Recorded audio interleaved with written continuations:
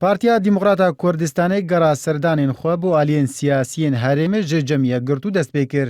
Şanda partî bê serokatiya Fazil Mîranî sekreterê mekteba siyasî digel Selahedîn Behedîn emîndarê giştî yekgirtû civiya. Piştî civînê Fazil Mîranî ragihand. Tevahiya civînên wan digel yekgirtû de erênî bûn.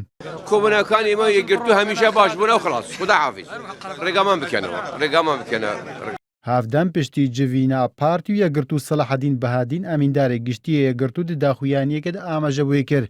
Derfeteke baş hatiye rojevê bo gihiştin û komdengî û aştewaniya niştimanî. Pêdiviya ev gera guftûgoyan digel aliyê peywendîdar de ba.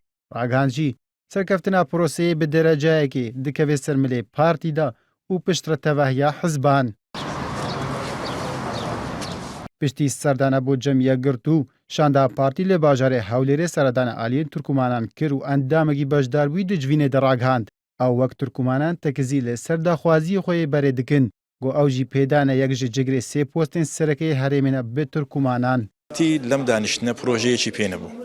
تەنها هاتبوو بۆ ئەوەی ڕاوبۆچینی لایەنە سیاسیەکان وەربگریت و ئەمڕۆ لەگەڵ لایەنە تورکمانیەکان دانیشت بۆ ئەوەی ڕاوبۆچینی وانچیە ئەگەر پارتی لە داهاتوو پرۆژەیەکی هەبیتن.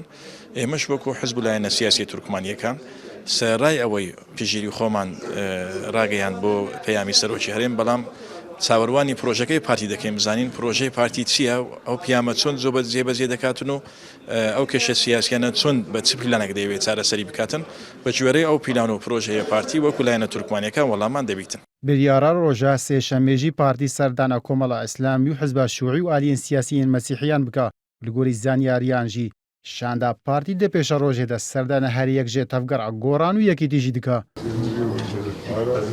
سەردانا شاندا پارتی بۆ جەم ئالیین سیاسی وەکوان ڕاگەاندیا ji بۆ جێبەجێکردنا پەیاما بیستێڤێ مهەیە بەرزانیا گوت تێدا پشتنیار کردبوو بۆ چارەسەرکردنا ئاریشên سیاسیین هەرێمێ دەستەیەک و بۆ سەرۆکاتیا پەرلەمان بێ هەڵبژاردن و حکوومەتەکەن و بێدامەزراندن و کەسێک ژی بۆ سەرۆکی هەرێمێ بێ دەستنیشانکردن هەیە دەما هەڵبژاردنان.